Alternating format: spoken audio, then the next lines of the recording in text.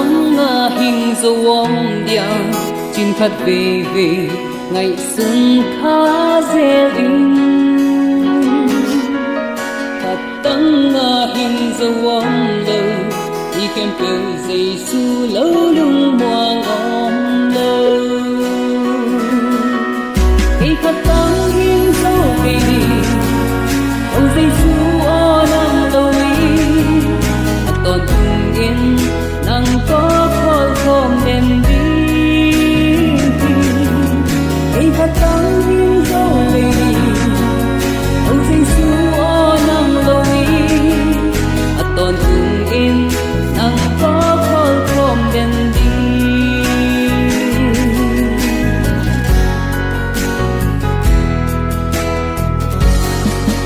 còn ta tôi có lên ngắm xa ai ta thương không thấy sát sẽ đi nhìn xem đêm lưng ngắm xem con qua đồ còn cùng đi có lên đi khi khát tấm hình dấu về ông giây su o năm lâu toàn cùng yên nắng có khói khom đêm đi khi khát tấm hình dấu về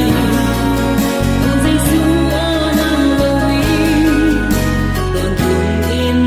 nắng có khói khom đêm đi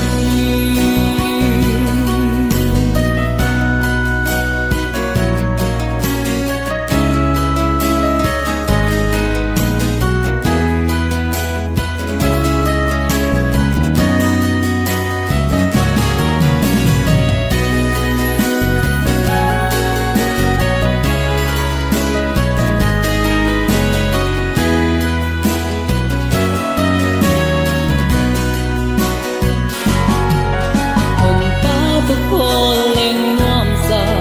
ai ta thương không thấy sát sẽ đi người xem đêm lưng ngắm xem con qua cầu còn cùng đi có lần đi khi khát tấm hình dấu về ông giây su o năm lâu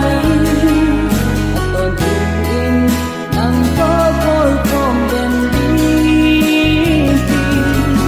khi khát tấm hình dấu về